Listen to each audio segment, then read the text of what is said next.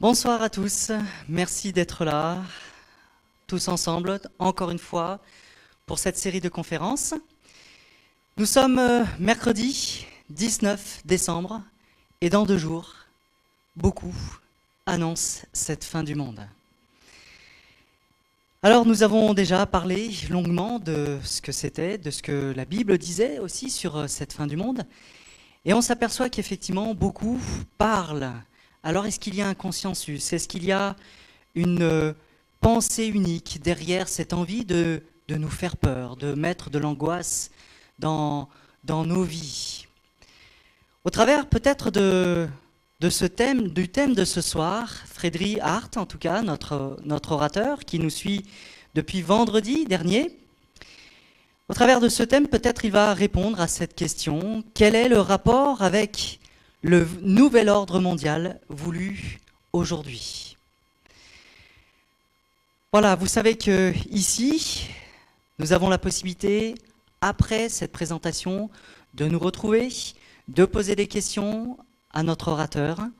Pour ceux qui nous écoutent ou nous regardent derrière leur écran, nous voulons aussi vous souhaiter la bienvenue et que nous puissions passer une bonne soirée à l'écoute de ce que Frédéric va nous dire. Et je lui laisse maintenant la parole pour nous conduire dans ce dialogue, ces échanges, ces explications pour ce soir. À lui la parole. Bonsoir à tous. Bienvenue ici donc. Et aussi, je vous salue tous derrière l'écran pour cette présentation. C'est assez spécial parce que ça concerne un peu l'actualité. Et donc, le thème de cette présentation pour ce soir, c'est quel est le rapport avec le nouvel ordre mondial voulu aujourd'hui. Et pour commencer, j'aimerais juste qu'on prenne un petit moment en prière et je vous laisse donc ce moment avec moi. Seigneur, merci pour tout ce que tu veux nous parler dans nos vies, pour chacun d'entre nous. Et par ta parole, tu as des choses à nous révéler. Seigneur, que tu puisses être présent ce soir, que les paroles que je puisse partager puissent être pour ta gloire. Merci pour tout, au nom de Jésus. Amen.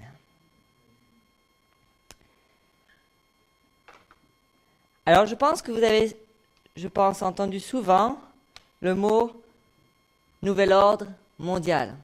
On l'entend dans les médias. Et où on l'a entendu bien spécialement, et aussi avec force, c'était donc aux États-Unis. Et c'était donc le père Bush, senior, donc, George Bush, qui a dit dans un discours, donc sur la situation des États-Unis, il a dit « Ce qui est en jeu, c'est plus qu'un petit pays, c'est une grande idée.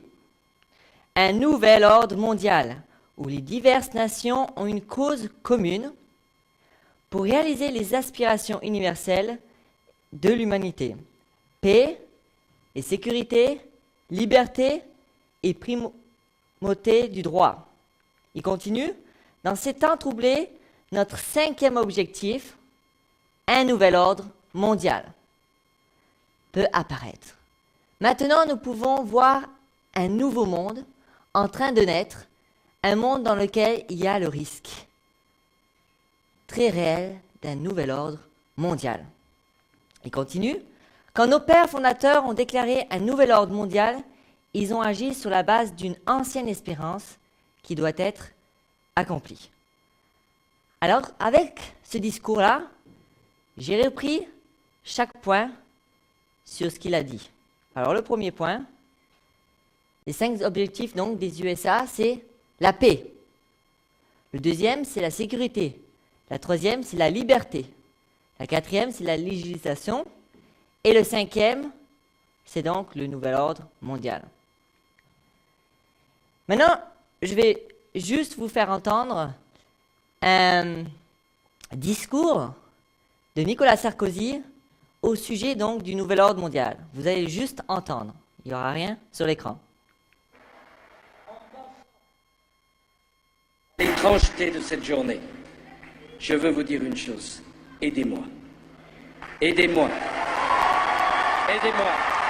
Aidez-moi à construire cette France qui entraînera le monde sur la voie d'un nouvel ordre mondial. Aidez-moi à construire l'Europe forte. Françaises, Français, j'ai besoin de vous. Vive l'Alsace, vive la France, vive la République.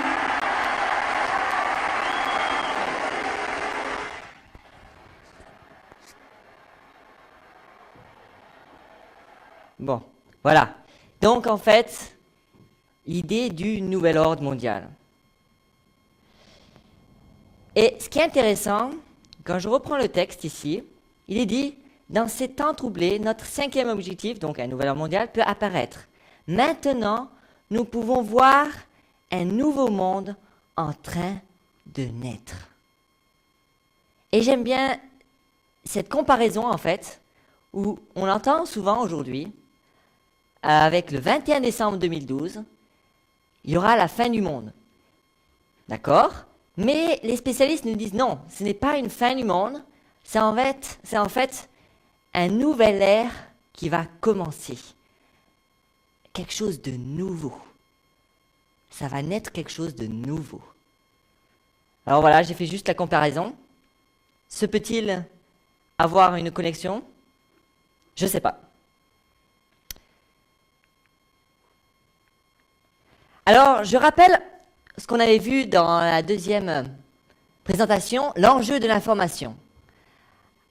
Alors, l'enjeu de l'information, il y a désinformer, informer et surinformer. Et le problème avec désinformer et surinformer, c'est l'enjeu du pouvoir. Alors, on nous cache quelque chose parce qu'on n'a pas toutes les informations, et surinformer, on ne comprend plus rien. C'est trop d'informations et on ne sait plus où on est. Et bien sûr, l'information va nous révéler quelque chose d'important, un fait, et là, on sait que ça sera quelque chose de très intéressant. Maintenant, la question, que veut dire le mot vérité ? Je reprends ce qu'on avait vu aussi. En grec, c'est aletheia, de A, donc alpha privatum égale pas, et lethos, lété, c'est alatano égale être caché. Donc, vérité, en fait, signifie qui n'est pas caché. Vérité signifie qui n'est pas caché. Et ça, c'est intéressant. Alors, on sait aujourd'hui, il y a la vitesse de l'information. Beaucoup d'informations qui circulent. Énormément de livres sont créés tous les jours. Énormément. Tous les jours, beaucoup plus d'informations, beaucoup plus d'informations. Et j'aime bien ce qu'il dit après. Alors, vous allez voir. Barack Obama, dans un des discours d'élection en 2009, il a dit ceci. « Chaque fois que possible, mon administration fournira au peuple américain toutes les informations, de sorte qu'il pourra prendre de claires décisions et pourra nous en demander des comptes. » Donc, toutes les informations seraient donc disponibles. Alors, on sait qu'aujourd'hui, il y a la vitesse d'information, il y a énormément d'informations, et toute l'information, il dit, ça sera disponible pour vous. Ensuite, il dit, car dans un système de séparation des pouvoirs, il faut toujours quelqu'un pour surveiller les surveillants. C'est bien. Il faut ça aussi. Ensuite, je vais parler des tours de World Trade Center. Alors, ces 2 tours, il y a beaucoup de théories, comment ça s'est passé. Et il y en a qui disent c'est une conspiration, ça a été fait même par les Américains eux-mêmes. Moi, je ne sais pas. Je pense que Dieu seul sait. Mais ce qui est intéressant, je vous passe la vidéo qui va suivre. Dans cette vidéo, en fait, un spécialiste va parler à ce sujet. Alors, écoutez. He's an architect experienced in steel structures. Now Richard Gage is touring the country with a controversial message about September 11th. Richard Gage is here to show us why he's calling for a more thorough investigation into the collapse of the World Trade Center buildings. Thank you so much for joining us. You're very welcome. It's great to be here. Well, first of all, give us a little bit more about your background. Well, I'm an architect of 20 years, a member of the American Institute of Architects, and I've been studying steel-framed, fireproof buildings for about that long. We ask that for clarification because as we get into this, we want people to make sure that you're not just somebody with a wacky idea. Right. Okay, you come with some science to you. What is the official reason for the collapse of the World Trade Center towers? Well, we're told that the planes hit the buildings and there was an explosion and a fire, and about an hour and a half later, in the case of the North Tower, the buildings collapsed due to structural weakening due to the fires. The problem is that we don't have large gradual deformations associated with collapses, and fires in high-rises have never brought down a steel frame high-rise building at all, ever. And what we have, unfortunately, is the evidence in the Twin Towers and the third skyscraper to collapse that day, which most people don't know anything about it. We have the evidence of the 10 key features of controlled demolition. In the case of Building 7, it collapses straight down into its own footprint at free fall speed in the first 100 feet. It's dropping, as you can see, symmetrically, smoothly, at free fall speed in the first 100 feet, 2.5 seconds. This is uncanny. There's 40,000 tons of structural steel designed to resist this collapse. Is it, what, a 47-story building? Yeah, it's just called Building 7, right a football field away from the Twin Towers. Oh, okay, so what we're showing is left what happened. In fact, right is a controlled where you are using, or the people who made this happen, used demolition. Indeed, and this is a direct comparison. And you can see that, indeed, almost free fall speed, free fall acceleration through 40,000 tons of structural steel. That is uncanny. So we have 700 architects and engineers demanding a new investigation as a result of this evidence and the evidence in the World Trade Center that is very explosive. Almost every architect and engineer we show this information to agrees with us that these are controlled demolitions. If we can get them to look at the information, because obviously the implications of a controlled demolition are dark for our country, because that means somebody besides Al-Qaeda was involved, because these have to be easily 3 of the most highly secure buildings outside the Pentagon. Now, if that was a controlled demolition, would there not be any evidence at the ground level of explosives within the building itself, that's the debris that's left? Indeed, and what we find down there is pools of molten iron. What does that mean? Several tons. Exactly. What is that doing there? The first responders see it, the structural engineers see it. It's documented by FEMA, the melting of steel. Normal office fires is what's supposed to have brought these buildings down, along with jet plane impacts. But jet fuel and office fires don't produce molten iron or molten steel. It doesn't begin to melt until 3,000 degrees. But what we have is the fires only produce maybe 1,600 degrees. So what produced all that molten iron? Well, it has in it the chemical evidence of a special incendiary, which is thermite, a high-tech incendiary used to cut through steel like a hot knife through butter. Indeed, in all of the dust throughout lower Manhattan, we have a 4 to 6 inch thick layer of this dust, and throughout it we have evidence of tiny spheres, billions of them, several tons of previously molten iron. Well, how does that happen? If you have molten iron, the byproduct of thermite is molten iron, and it's dispersed throughout all of this dust. Now, you were allowed to go in and get samples and examine it? Oh, there's plenty of dust. A lot of people have this dust, and 4 of these samples have been sent to physicist Stephen Jones, formerly of Brigham Young University.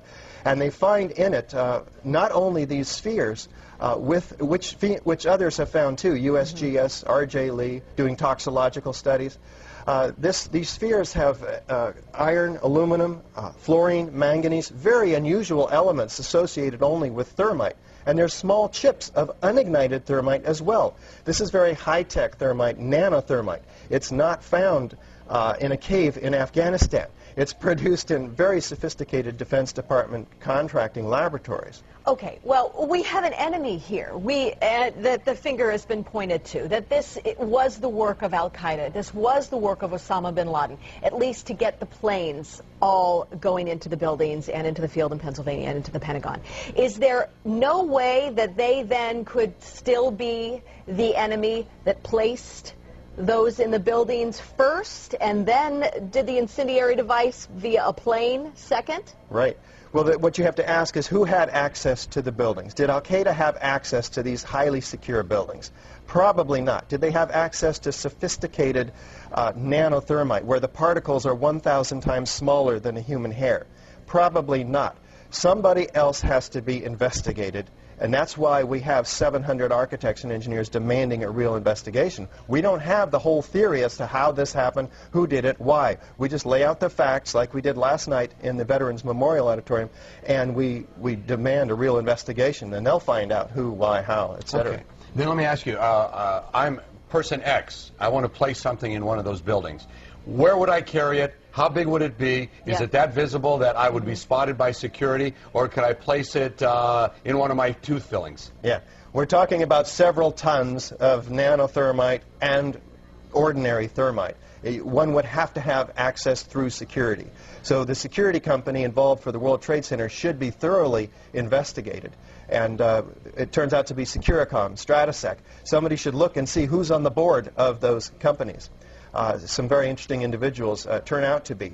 In addition, one would have to have the cover of, say, an elevator modernization, which was, in fact, going on 9 months prior to 9/11, so that there were workers throughout the World Trade Center and had access to the hoistway, which is immediately adjacent to the core columns and beams in the building. You're not trying to freak out the country, but you can't help but feel a little freaked out by this. Yeah, you're getting it.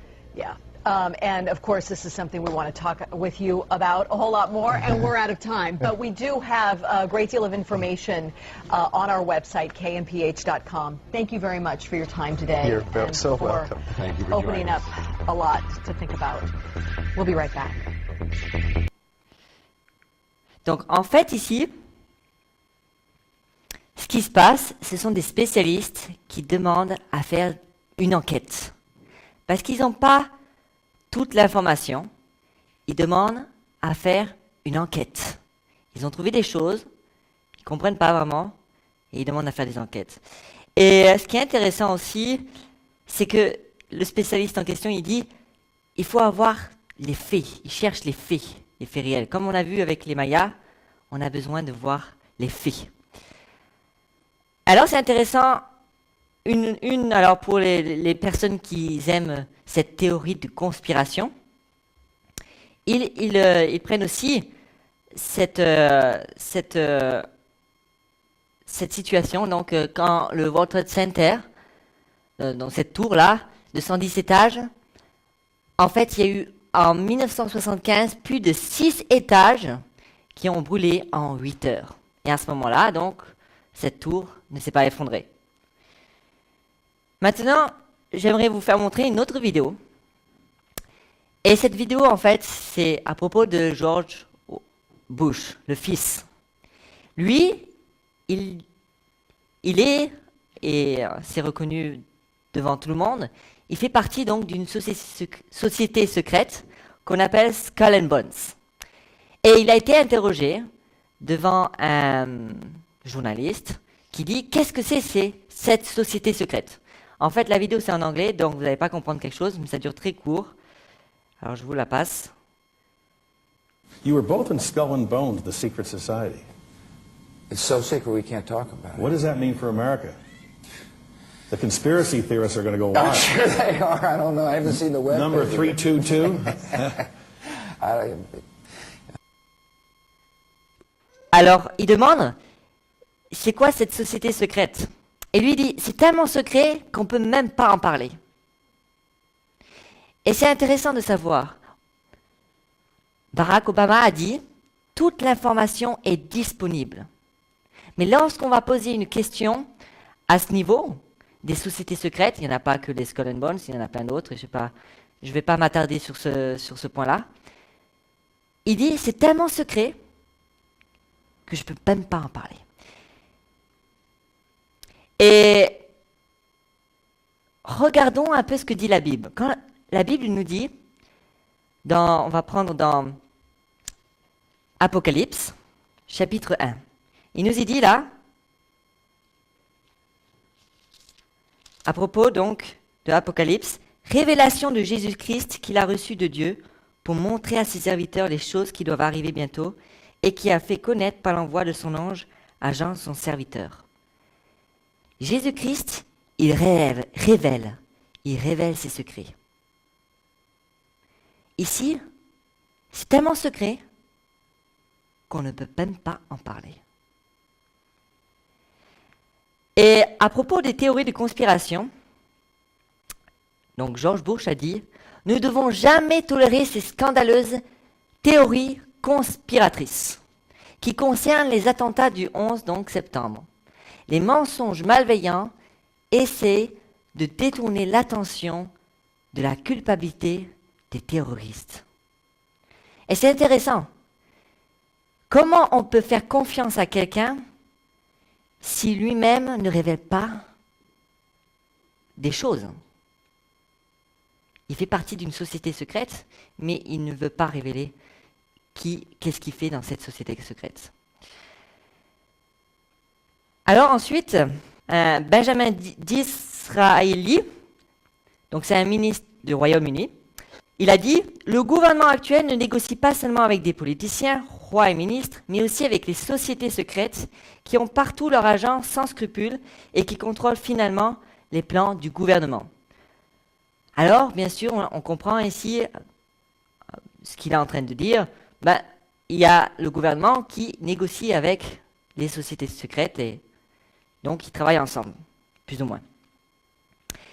Et j'aime bien le texte dans la Bible qui nous y dit « Mieux vaut chercher un refuge en l'Éternel que de se confier aux grands. » Ne cherchons pas le soutien des grands. En gros, c'est ça. Il dit aussi, donc ça c'est toujours David qui parle, « Ne vous confiez pas aux grands, aux fils de l'homme, qui ne peuvent sauver. » Qui ne peuvent sauver. L'homme ne peut pas sauver. La Bible est claire, Jésus, Dieu, peut sauver. Un autre texte, dans Jérémie, un prophète donc de l'Ancien Testament, il dit « Ainsi parle l'Éternel, maudit soit l'homme qui se confie dans l'homme, qui prend la chair pour son appui. Béni soit l'homme qui se confie dans l'Éternel et dont l'Éternel est l'espérance. » Ça, c'est une bonne promesse. Alors, Bush a aussi dit, donc George Bush, dans un discours devant les cadets à l'Académie de West Point, il dit « Nous sommes en conflit avec le bien et le mal, et l'Amérique appellera le mal par son nom. » Pour dire une telle déclaration, pour moi c'est choquant. Moi je dis, la Bible nous dit que il y a les 10 commandements, et dans les 10 commandements, cela nous montre qui nous sommes. Nous faisons le mal. Et là, c'est l'Amérique qui fait le mal. Maintenant, voilà une des théories que je vais vous présenter maintenant du nouvel ordre mondial et comment elle s'est structurée. Alors, voilà, il est dit qu'il y aura 5 points pour construire ce nouvel ordre mondial. Donc, le premier point, c'est des crises globales initiées. Le deuxième point, contrôle mondial dans la politique. Le troisième point, le contrôle mondial des médias. Le quatrième point, le contrôle global sur le marché financier. Et le cinquième point, le contrôle mondial de la religion. Voilà cette théorie. Donc, certains disent, ça part dans cette idée pour le nouvel ordre mondial. Alors pour le premier point, donc des crises globales initiées. Alors ils disent, voilà, le 11 septembre, donc c'est une conspiration, ça a été fait par les Américains, et donc c'est donc engendré par eux-mêmes, donc ils font plusieurs crises pour à ce qu'il y ait la terreur dans l'esprit des gens. Et je prends une des citations de David Rockefeller, donc c'est un banquier, et c'est le cofondateur de Bilderberg. Il nous dit « Nous sommes à la frontière d'une transformation globale. Tout ce que nous avons besoin, c'est d'une crise majeure. En conséquence, et les nations accepteront le nouvel ordre mondial. » Donc voilà, en gros, une crise pour le nouvel ordre mondial. Et devant le tribunal militaire de Nuremberg, Hermann Göring, il a dit « Un peuple peut toujours être amené à suivre les directives de ses dirigeants. La seule chose à faire est de lui dire qu'il est attaqué. Ceux qui osent critiquer et mettre en doute les directives, on les accuse de manquer de patriotisme et de mettre en péril la sécurité du pays. Ceci fonctionne dans tous les pays. » Donc voilà l'idée.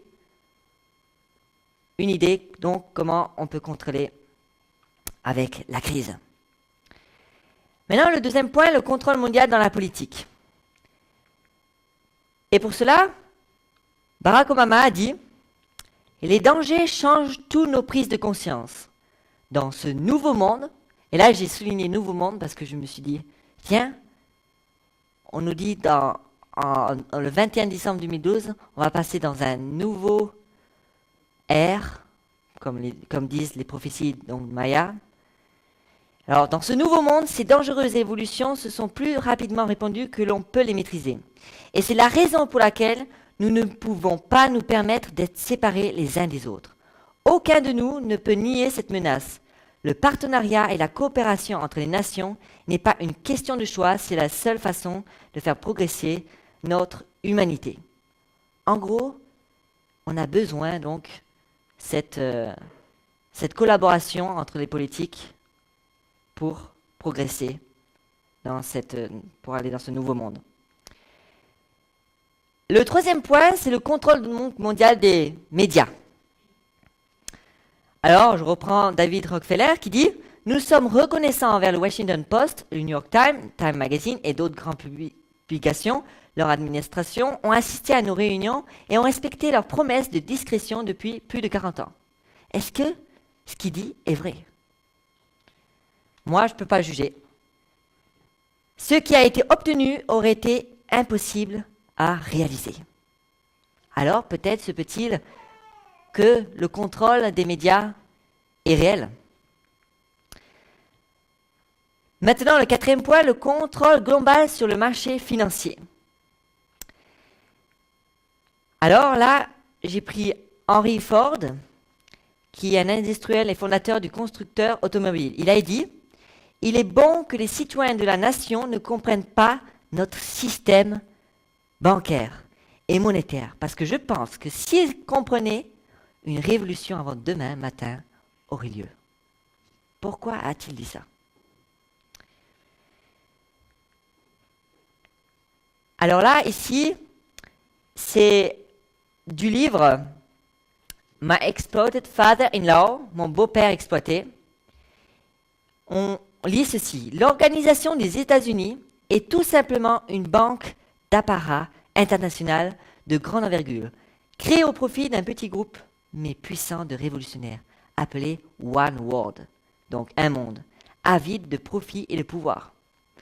Donc c'est pour le profit et le pouvoir.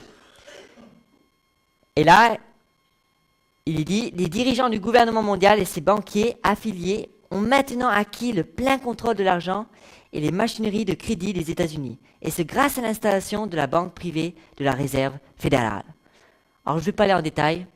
Voilà, alors, les gens qui pensent à cette théories de conspiration, ils sont allés à aller en plus profond donc sur cette banque. Qu'est-ce qu'elle fait, cette banque à réserve fédérale? Comment elle contrôle le marché financier? Et il continue, alors non, c'est Henry Ford, pardon. Il nous dit, le but de ces agents financiers est le contrôle du monde par le biais de la dette non remboursable. Alors on connaît ça, la dette. Est-ce que c'est donc un moyen aujourd'hui pour nous contrôler? Bon, je passe au 5e point. Le contrôle mondial de la religion. Alors là, c'est intéressant, je vais prendre un texte biblique. Dans Psaume, David nous dit, « Je me couche et je m'endors en paix, car toi seul, ô Éternel, tu me donnes la sécurité dans ma demeure. » Un autre texte dans Jean, il nous y dit, « Je vous laisse la paix et je vous donne la paix. Je ne vous donne pas comme le monde donne, que votre cœur ne se trouble point et ne s'alarme point. » J'ai pas essayé de vous le prouver, parce que je pense que vous l'avez déjà entendu. Combien de fois on entend dans les médias paix et sécurité? Paix et sécurité. On recherche à avoir une paix et une sécurité. Je vais juste prendre au niveau de l'ONU. Alors il nous est dit ici, il a la responsabilité en bas, principale du maintien de la paix et de la sécurité internationale. Donc voilà, ici, on commence par la paix et la sécurité. Mais pourquoi alors le contrôle au niveau des religions, avec paix et sécurité? Et là, c'est intéressant, la Bible nous dit, « Quand les hommes diront paix et sécurité, alors une ruine soudaine les surprendra, comme les douleurs de l'enfantement surprennent la femme enceinte, et ils n'échapperont point. » On l'a vu dans les signes où on voit les tremblements de terre, etc. C'est le douleur de l'enfantement. Ça vient de plus en plus. Alors, on va entendre de plus en plus paix et sécurité. Paix et sécurité. Et là, c'est intéressant. Il est dit, une ruine soudaine les surprendra. En tout cas, ça, c'est un fait. Maintenant, je vais prendre un texte de Henry Kuhn qui l'a dit donc à la déclaration à l'Assemblée générale des Nations unies.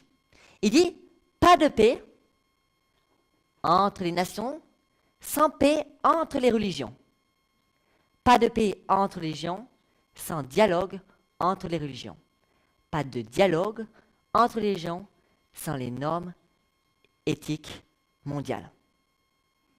Donc en gros, pas de paix entre les nations, on peut l'avoir qu'à qu'une condition, si on a une paix avec les religions, et que cette paix avec la religion, entre les religions, elle est aussi fondée avec les normes éthiques mondiales. Mais qu'est-ce que l'éthique mondiale?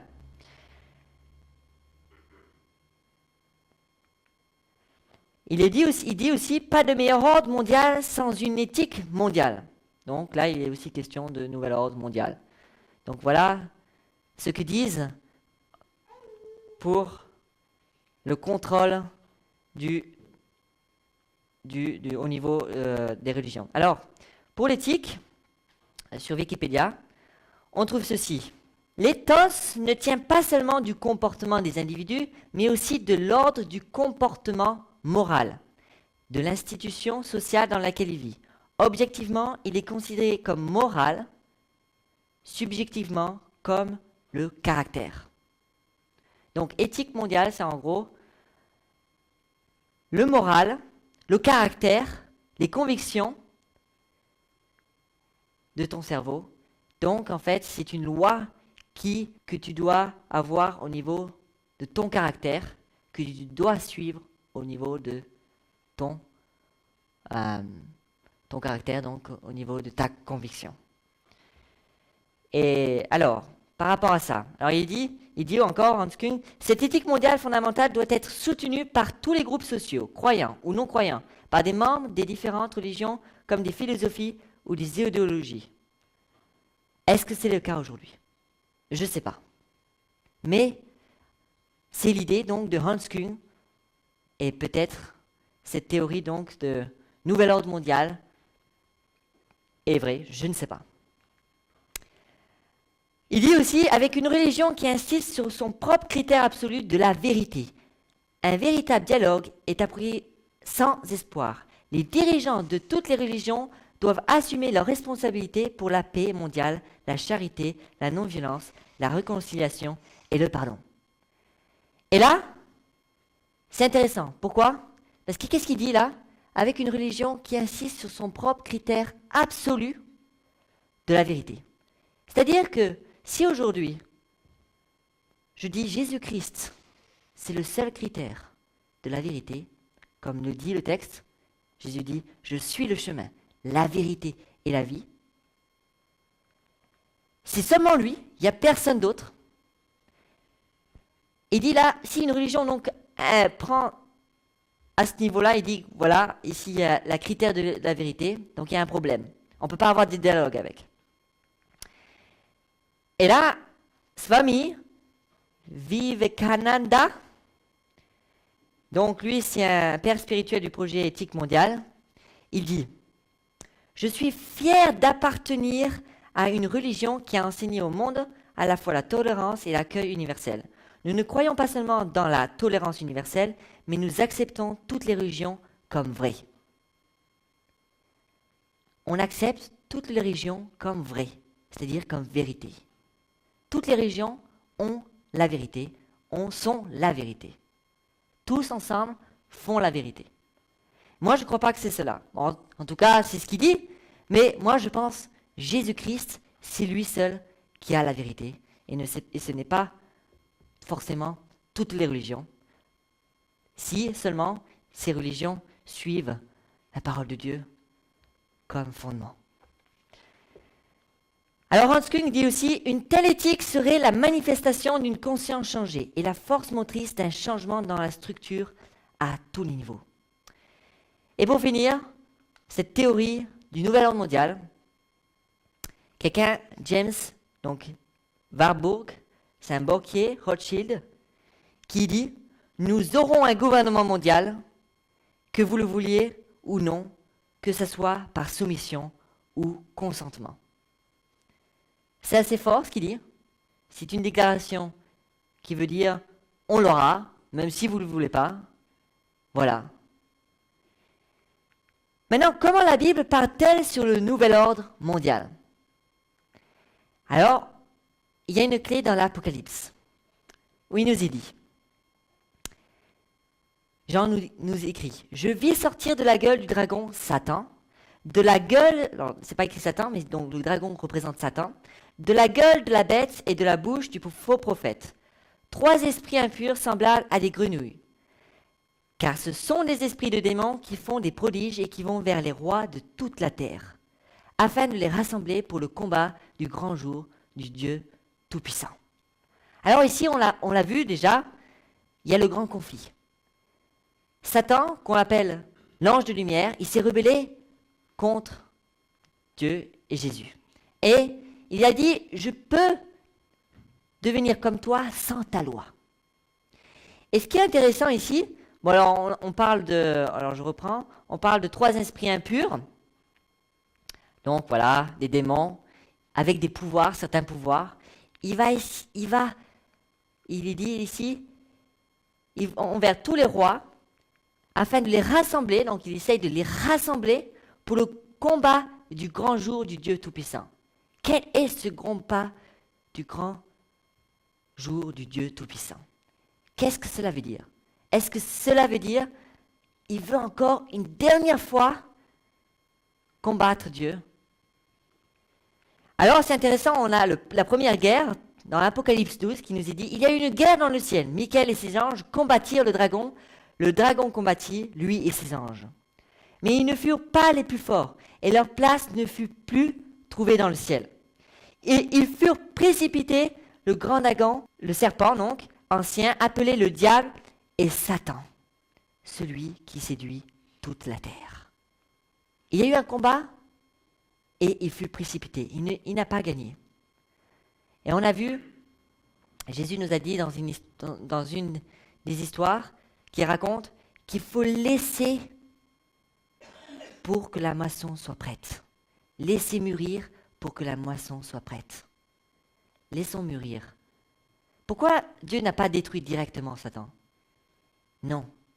Il aurait été vu comme injuste. Chacun a le choix. Laissons mûrir les fruits et voyons ce que ça donne. Alors, c'est intéressant, dans la Bible, dans l'Ancien Testament, il nous est parlé d'une histoire avec Nimrod. Qui était Nimrod? Alors, dans Genèse 10, il nous est dit Cush engendra Nimrod, aussi Nimrod. Il fut un vaillant chasseur devant l'Éternel. C'est pourquoi l'on dit comme Nimrod, vaillant chasseur devant l'Éternel. Donc, c'était quelqu'un, un vaillant chasseur devant l'Éternel, contre l'Éternel. C'est lui qui commença à être puissant sur la terre. Il régna d'abord sur Babel, Érec, Akkad et Calné au pays de Shinar. Donc, c'est quelqu'un qui a régné sur Babel. Il était puissant. Ensuite, dans Genèse 11, il nous est dit « Toute la terre avait une seule langue et les mêmes mots. Allons, bâtissons-nous une ville et une tour dont le sommet touche au ciel, et faisons-nous un nom, afin que nous soyons pas dispersés sur la face de toute la terre. » Ici, il est question donc de Nimrod et de tous ces gens avec lui qui disent « Bâtissons-nous une ville et une tour dont le sommet touche au ciel, et faisons-nous un nom, afin que nous ne soyons pas dispersés sur la face de toute la terre. » Et alors, la suite du texte nous dit « Et l'Éternel dit, voici, ils forment un seul peuple, et ont tous un même langage. Et c'est là ce qu'ils ont entrepris. Maintenant, rien ne les empêcherait de faire tout ce qu'ils auraient projeté. Allons, descendons, et là, confondons leur langage, afin qu'ils n'entendent plus leur langage les uns des autres. Et l'Éternel les dispersa loin de là, sur la face de toute la terre. Il y a une faute, désolé. Et ils cessèrent de bâtir la ville. C'est pourquoi on l'appelle du nom de Babel, car c'est là que l'Éternel confondit le langage de toute la terre, et c'est de là que l'Éternel les dispersa sur la face de toute la terre. Donc, ici, qu'est-ce que Dieu fait? L'Éternel confondit le langage de toute la terre. Et pourquoi on appelle Babel? Babel, ce qui signifie donc confondre. Il confond. Une confusion. Alors voilà une image. Babel, cette tour qu'ils ont essayé. Et là, Dieu a confondu les langages et ils se sont donc dispersés ensuite.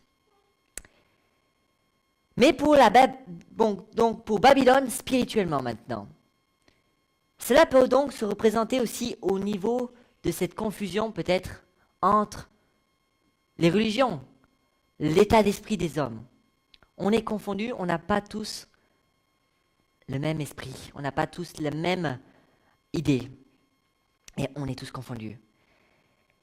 Alors il est intéressant de savoir, dans Jérémie, le prophète Jérémie, il a écrit ceci. « Babylone sera un monceau de ruines, un repère de chacal, un objet de désolation et de moquerie, il n'y aura plus d'habitants. » Alors, ici il nous écrit, ici à Babylone, il n'y aura plus d'habitants.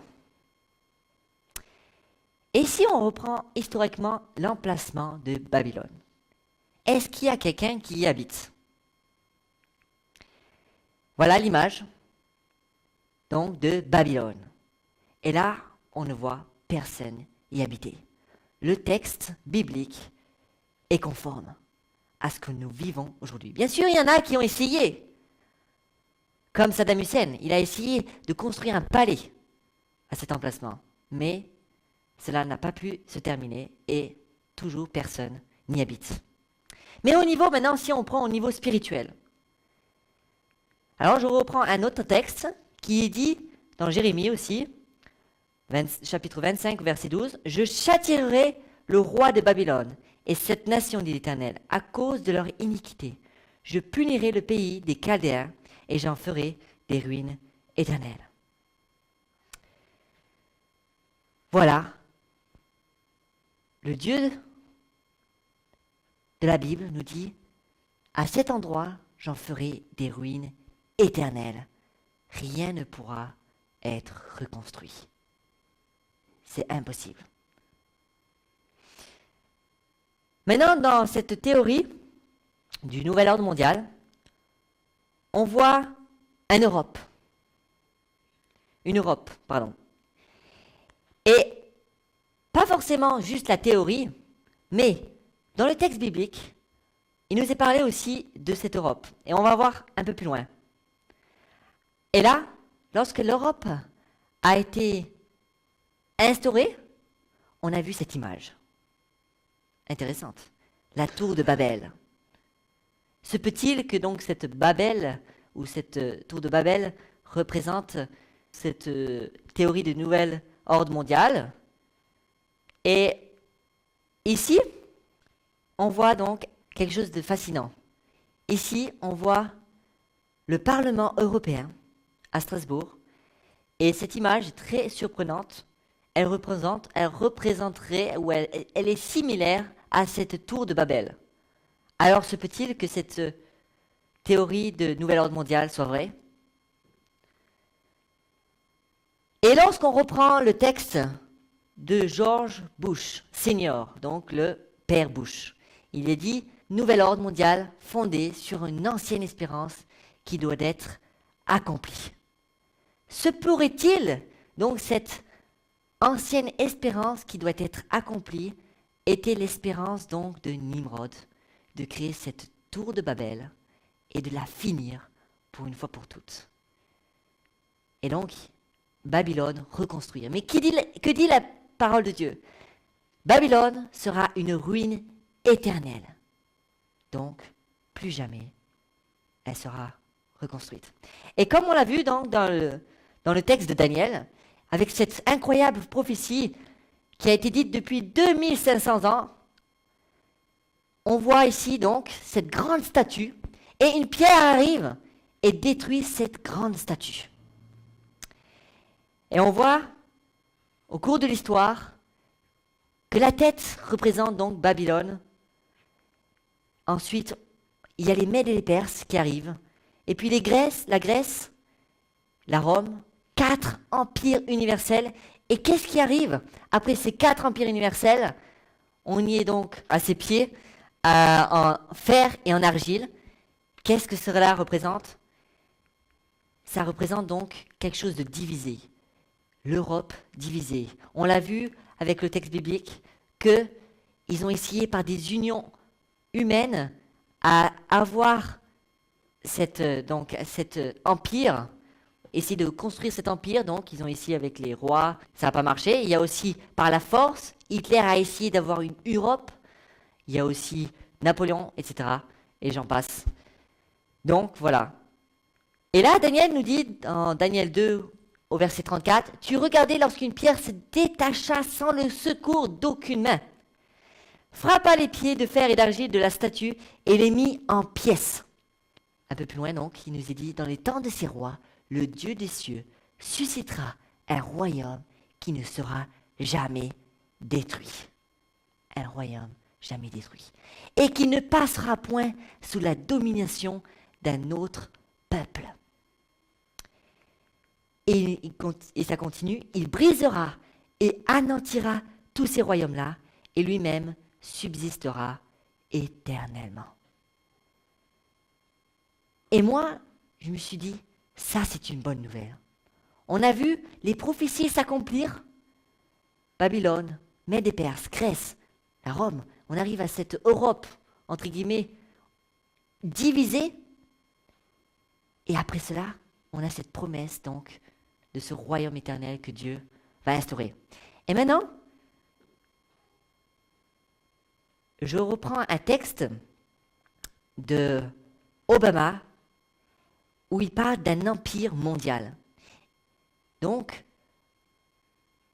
il est dit ici, je désire que vous priez tous pour que Dieu m'utilise comme instrument. Nous allons continuer à adorer ensemble et nous allons continuer à construire ensemble. Je suis certain que nous pouvons bâtir ici un royaume sur la terre. Que Dieu vous bénisse. L'idée de construire un royaume sur la terre. Se peut-il donc que l'idée est de construire cette Babylone avec cette théorie donc du nouvel ordre mondial? Est-ce que Dieu va laisser faire ça? Selon les prophéties bibliques, il ne laissera pas faire ça. Pardon. C'était pas le bon texte. Alors les disciples, je reprends un texte dans Matthieu, les disciples de Jésus lui ont demandé, dis-nous quand ces choses arriveront et quel sera le signe de ton avènement et de la fin du monde. Et qu'est-ce que Jésus a répondu? Premièrement, il a dit, prenez garde que personne ne vous séduise. Et là, c'est intéressant, car plusieurs viendront sous mon nom, disant, c'est moi qui suis le Christ, et ils séduiront beaucoup de gens. Si quelqu'un vous dit alors, un peu plus loin il dit, si quelqu'un vous dit alors, le Christ est ici ou il est là, ne le croyez pas, car il s'élèvera de faux Christ et de faux prophètes. Ils feront de grands prodiges et des miracles. Et j'aimerais un peu plus parler donc de ces faux prophètes et de ces faux Christ. Et un peu plus loin, il dit, au point de séduire, s'il était possible, même les élus. Qui sont donc les élus? Ceux qui veulent suivre Jésus-Christ. Voici, je vous l'ai annoncé d'avance. Voilà un exemple. Le Maitreya à Nairobi. Un fait historique.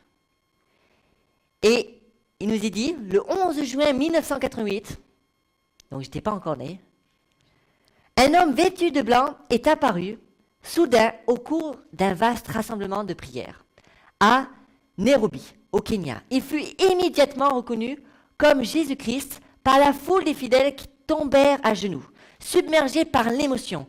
Le rédacteur en chef de l'édition Swahili du Kenya Times, le journaliste Job Mutangi, fut témoin de l'événement et prit quelques photographies. Il écrivit un article dont nous donnons ici le résumé. Voici le site internet. Et là, une photo donc de ce Maitreya qui vient d'apparaître et que tout le monde prend pour Christ. Jésus a dit, faites attention à ces faux Christ. Alors là, j'ai trouvé ça sur internet où il expliquait à propos donc de ce Maitreya. Alors, depuis les années 1980, un certain Benjamin Crème, artiste peintre anglais, parcourt le monde pour faire la promotion de son maître, comme il appelle Maitreya. Selon ses dires, Maitreya, dont nul ne sait l'âge, ni le lieu de naissance, ni l'origine, est le Messie, donc Christ, en gros, à venir, regroupant à lui tout seul le Christ, le Mahdi, Krishna, le cinquième Bouddha, etc. En gros, il regroupe une grande partie des personnes importantes. La doctrine de Maitreya repose sur les causes les plus nobles, le partage, l'amour. Il préconise un modèle de société totalement différent de celui qu'on a aujourd'hui, où tout être humain a un droit inéluctable à un logement décent, un accès aux soins gratuits, un médecin, etc. En gros, donc, il a les caractères, on dirait, du Christ qui nous est parlé dans la Bible. Qui est ce Maitreya? Jésus a dit, faites attention au faux Christ. Et c'est pas très étonnant parce qu'on a aussi dans un texte, dans 2 Corinthiens, il nous est dit, et ce n'est pas étonnant car Satan lui-même se déguise en ange de lumière. Il essaiera lui-même de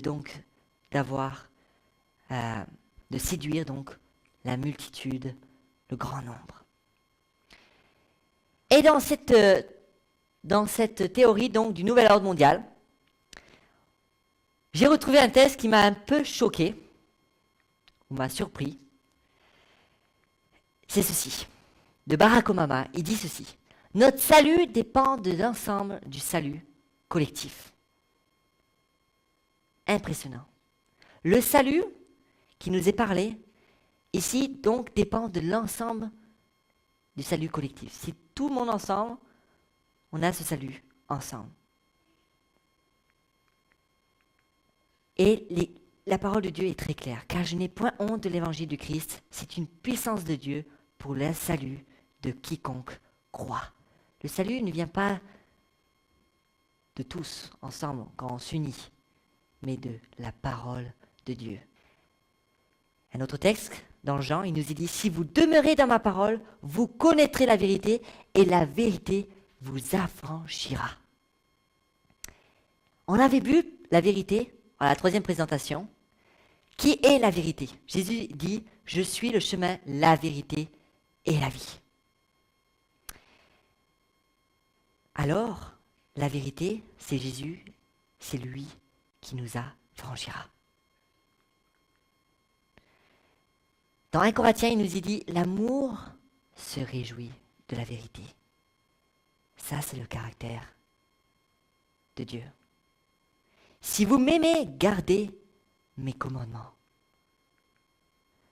Et dans Deutéronome, il nous est dit « L'Éternel nous a commandé de mettre en pratique toutes ces lois et de craindre l'Éternel, notre Dieu, afin que nous fusions tous toujours heureux et qu'il nous conserva la vie comme il le fait aujourd'hui. »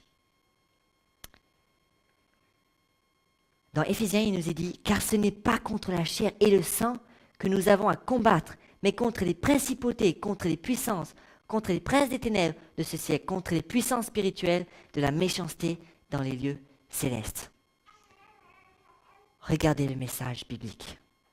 Peut-être il y a ce nouvel ordre mondial qui se construit, avec on a vu ces 5 points, avec le contrôle au niveau financier, le contrôle au niveau des religions. Ils essayent de contrôler au niveau de tous les points, sur tous les points. Mais qu'est-ce qu'il nous est dit? Ici, il nous est dit, sur ce texte, on n'a pas à combattre contre des hommes, mais contre donc ces principautés, contre ces puissances des ténèbres. Ce qui veut dire, il y a le mal derrière, il y a l'ennemi derrière, le diable, Satan, nommé aussi le dragon. On n'a donc pas de possibilité à essayer de combattre contre les dragons. Non, contre les hommes, pardon. Et donc, comment peut-on combattre, contre ces principautés? Et je pense que la solution est là. La solution, c'est lorsque nous nous donnons à Christ. Parce que Christ a déjà vaincu. Michael et ses anges ont vaincu le dragon.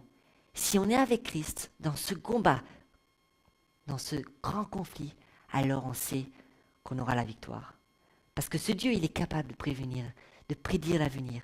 Ce Dieu, il est capable de nous dire qu'est-ce qui va se passer. Et ce qui est incroyable en plus, c'est qu'il sait et il est certain que ces projets donc n'arrivera pas à but pour Babylone.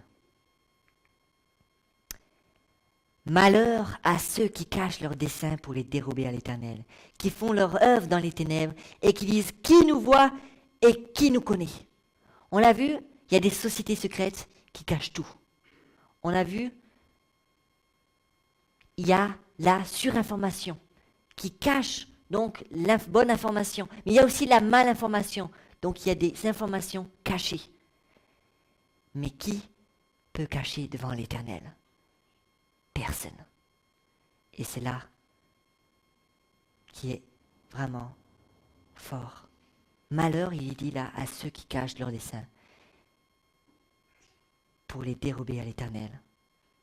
Méfiez-vous donc de cacher des choses, car le Seigneur révélera donc tout.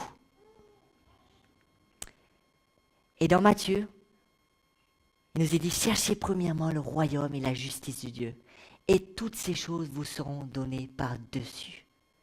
Cette justice que Jésus nous donne, c'est ça qu'on doit rechercher premièrement. Pas rechercher la gloire, notre propre gloire. Pas rechercher la fortune. Pas rechercher juste à avoir une bonne vie. Mais rechercher premièrement le royaume et la justice de Dieu. Ça, c'est mon appel. Ça, c'est l'appel que Dieu vous fait.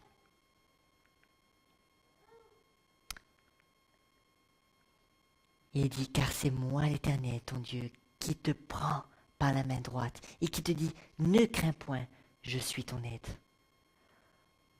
Aujourd'hui, on voit beaucoup de choses, Et quand on voit toutes ces choses, on peut se dire, malheur à moi, j'ai peur de ça, j'ai peur de ceci, il y a des catastrophes, etc. Mais combien de fois l'Éternel de cette Bible dit, ne crains point, ne crains point. On a peut-être cette idée donc de nouvel ordre mondial qui se construit, cette théorie, mais il dit là, ne crains rien, quoi que ce soit qui arrivera dans le futur, car je suis ton Dieu, je suis ton aide, et je te prends par la main droite. C'est fantastique, ce message. Peut-être qu'on va arriver dans des grandes catastrophes, on l'a vu, il y a les douleurs de l'enfantement, on voit de plus en plus de catastrophes, on voit que ça arrivera de plus en plus. Mais il dit, ne crains rien, je suis là, je suis ton aide, je suis ton Dieu. Veux-tu l'accepter? Et voici ce témoignage, c'est que Dieu nous a donné la vie éternelle et que cette vie est dans son Fils. Celui qui a le Fils a la vie, celui qui n'a pas le Fils de Dieu n'a pas la vie. Je vous ai écrit ces choses afin que vous sachiez que vous avez la vie éternelle, vous qui croyez au nom du Fils de Dieu. Cette vie que Jésus nous offre, il dit, je suis le chemin, la vérité et la vie.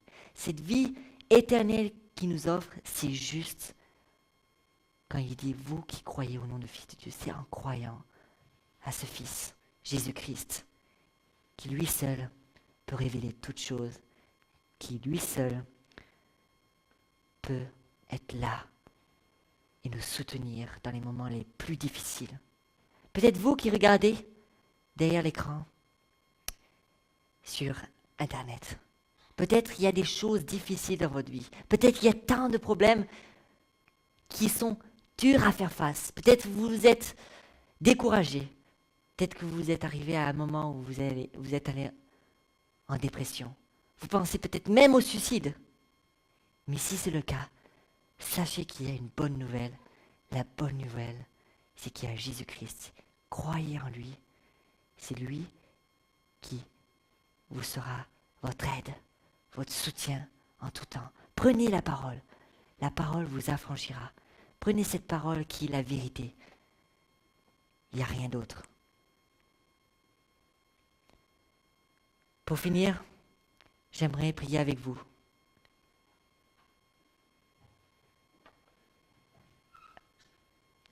Pour vraiment penser, prier à ce Dieu et dire, Seigneur, je sais que tu es là, je sais que tu es vivant, et c'est toi qui peux être mon soutien, même dans les temps les plus difficiles qui arrivent devant nous. Prions ensemble.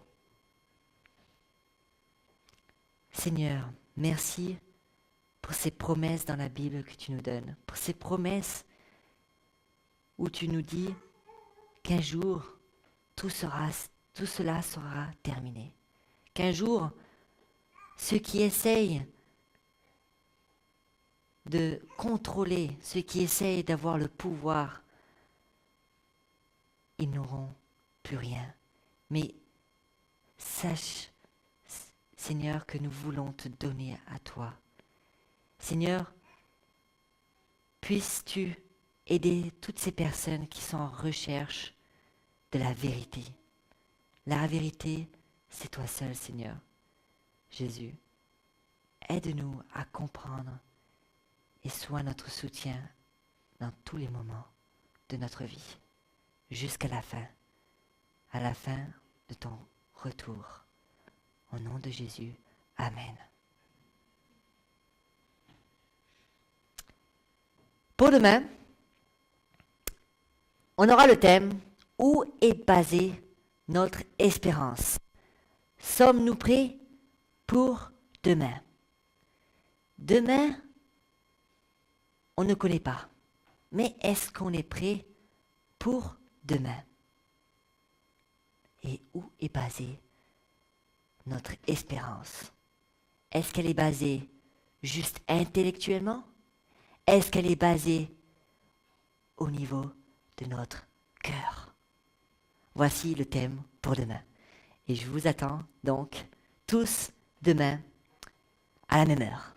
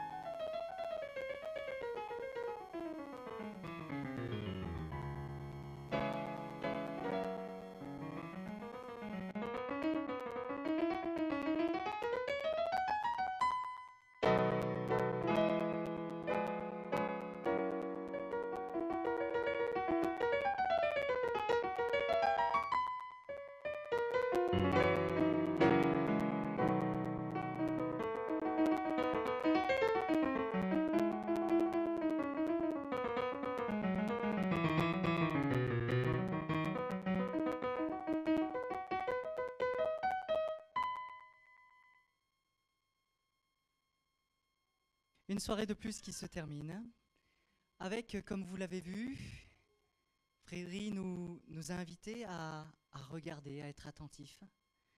Ne pas se contenter d'une seule information. Soyons toujours en recherche. Ayons l'esprit ouvert, les yeux bien ouverts de tout ce qui se passe autour de nous, pour qu'on puisse ne pas être séduits, comme le texte biblique nous l'a dit, mais que nous puissions vraiment être pertinents dans cette recherche, dans nos recherches, pour essayer de trouver la vérité, cette vérité, et comme Frédéric nous l'a dit, pour essayer de trouver le Christ qui est la vérité. Il vous l'a dit, demain, un autre thème, où est basée notre espérance? Sommes-nous prêts pour demain? Alors, le rendez-vous est pris. Je vous souhaite à tous une excellente soirée. Pour ceux qui sont derrière l'écran, on se retrouve demain, même heure, 19h, en essayant d'être à l'heure cette fois-ci. Pour nous, je parle, pas pour vous. Et pour ceux qui sont là, eh bien, nous pouvons encore poursuivre autour d'un jus de fruits, autour de choses à manger et de questionner, d'être critique, si vous le souhaitez aussi, et de parler avec Frédéric, notre orateur. Bonne soirée. Oui, on me dit aussi sur Internet, si vous avez des questions à poser, si vous avez des remarques, n'hésitez pas à le dire, l'inscrire et nous faire part de tout ce que vous avez envie de nous dire. Bonne soirée à chacun et à demain.